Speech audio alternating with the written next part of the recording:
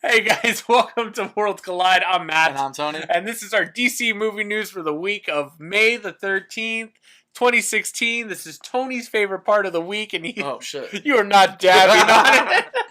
Actually, I was playing Uncharted, and they have little Oh, man. dance taunts, and the dab was one of them. Oh, no way! Yeah, I saw a quick video. I saw the Yeah. video. The character dancing to Hotline Bling. Yeah. I was like, this is brilliant. Anyway, dude. DC movie All news. right, DC. All right, moving to Justice League. We start right off. According to Deadline, Warner Brothers has added Ben Affleck as executive producer. Will work with director Zack Snyder and the screenwriter Chris Terrio on this. And behind the scenes, and there's a special mention by Deadline saying that Affleck will specifically support Snyder during production in order to make the film as best as it can be. Now, there was a report earlier that came out that said Ben Affleck was really upset over the perception of Batman vs. Superman.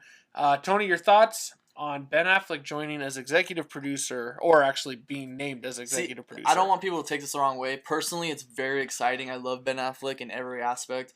I've actually, because of the last 3 years of his announcement of Batman, remember, the first day I was really like, nah, I don't know, No, it was bad. Yeah. He was bad for him. But wait, after 24 hours, it came back, and I told Matt, you know what? I see it now. I had to calm him down. It was 24 hours. I had to calm it. I said, wait, you haven't seen anything yet. But having said that, the last 3 years of this journey, I've fallen in love more with Ben Affleck as a writer, as, everything, as a character. I've said it before, man. I grew up with Michael Keaton being my Batman.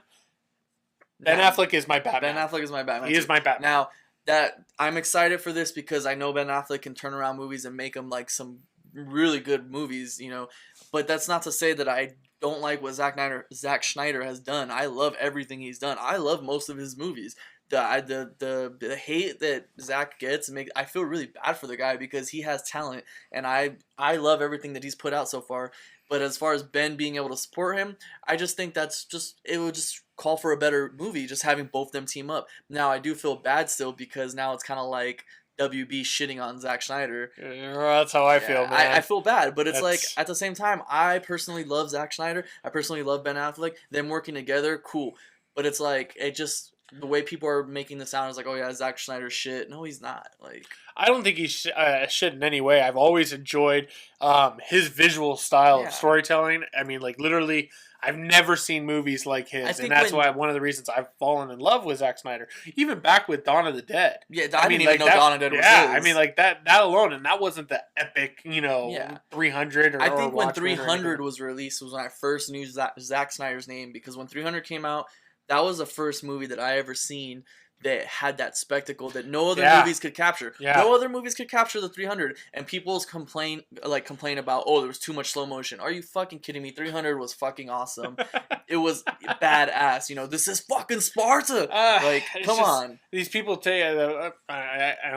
people's the wrong word. Fanboys take this a little too, like, we're fanboys, but we're also realistic. Like, and when we like something, we're gonna stick on board with it. I mean, if we don't like something, we'll tell you we don't like it. Yeah. I do feel like this is WB Warner Brothers shitting on Zack a little bit, and I hope. Ben Affleck, it's brilliant to have him there, and I'm glad. I agree. I'm glad that he's there. I just hope that our perception, when we do see Justice League, that it's almost like it's a win-win for WB. Because if all of a sudden everyone's like, oh my god, Justice League was amazing, everyone's gonna be like, it's because they brought Ben Affleck on as executive producer. You know what I think's gonna happen is, and this is what I hope is happening. I hope Zack is more in charge of the visual aspect of it, and Ben's more in charge of the, let's just say, editing, storytelling. Yeah, storytelling. But here's the thing though, he worked with Christopher Nolan on Man of Steel. But he worked with Christopher Nolan in more of advising him. He's like, okay, I plan on killing. And that's kind of, it almost seems like this is what it's meant to be. But this is a little bit more. From what Zack Snyder said with Chris Nolan, is it was a conversation he had, and Chris Nolan would tell him, I don't think you should do that. And he's like, no, wait, I guess I can see where you're coming from. You should do that. But then this is more of Ben Affleck's going to be on set, behind the camera and in front of the camera, guiding him. So, I mean, to me, he's taking a bigger role than Chris Nolan was. Okay, I can come along board with that. So that's cool. So we'll see how it plays out. But more Justice League news. It was reported this week that we might have figured out the role of the villain of the first movie and how it all plays out. Again, take this with a grain of salt. We'll say this every time that he does show up, but Devin Faraci showed up and said that Steppenwolf is rumored to be the villain of Part 1. According to him, Steppenwolf will have a history with Darkseid, and while Darkseid will be in the form in some form or another, it won't be until the end, setting up the second part of the movie. In the comics, Steppenwolf is Darkseid's uncle and leads the army of Apocalypse.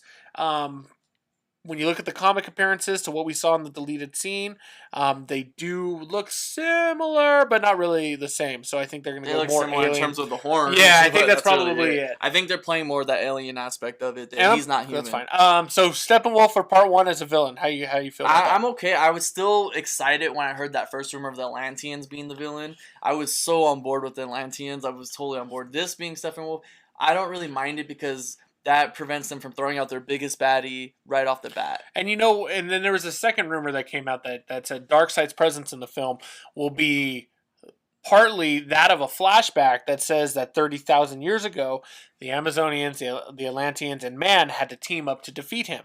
And when they defeated Darkseid, he left 3 mother boxes on Earth as a way for him to eventually make his return. Very detailed rumor. I mean, don't get me wrong, that'd be cool, but it could be rewritten. This is just what we're reading. But if that's the case, that really plays into the deleted scene that came out from Batman vs Superman, which was 3 boxes, which is the 3 mother boxes. But it doesn't explain the 4th mother box, that's Cyborg. Unless that was a part of those 3. Unless he was saying these are the 3 mother boxes that are on Earth, and then it just so happens that the Cyborg one. And that could be Cyborg's. Well, this all could play together. So logically, it all makes sense. Totally on board. I have a very strong feeling. We were discussing this before filming that it's going to play that these Part 1, Part 2 isn't going to end on a cliffhanger.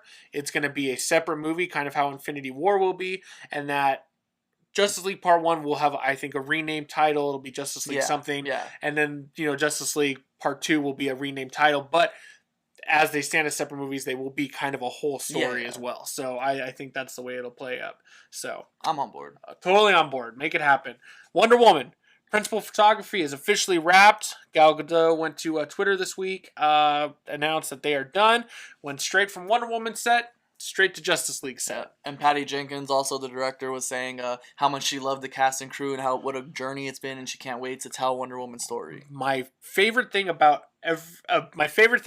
this is that we haven't heard anything.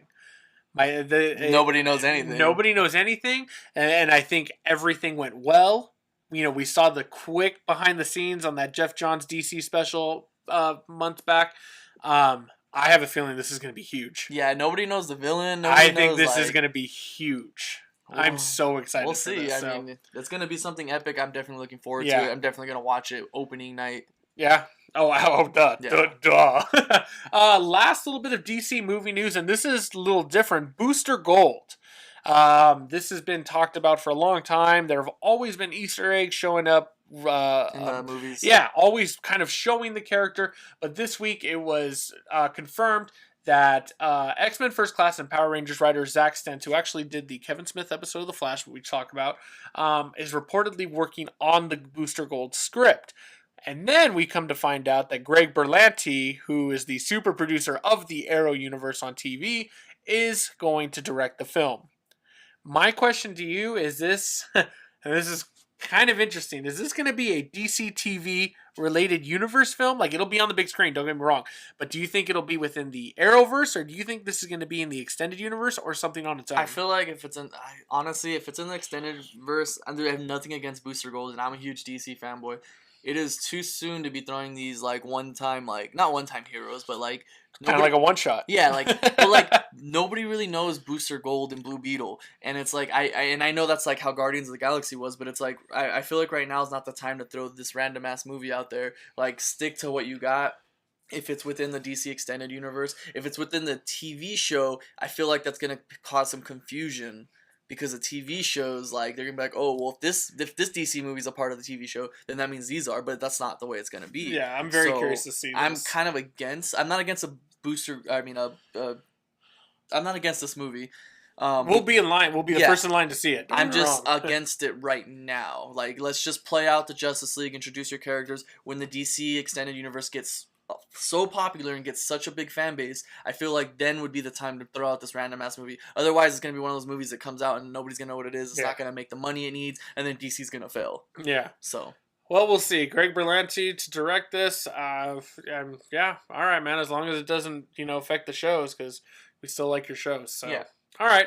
That's it for DC movie news, man. Not too much going on this week. So that's it. All right. So for Worlds Collide, I'm Matt. and I'm Tony. Make sure to check out our Marvel movie news for the week and subscribe to our channel, and we will see you next time. Later.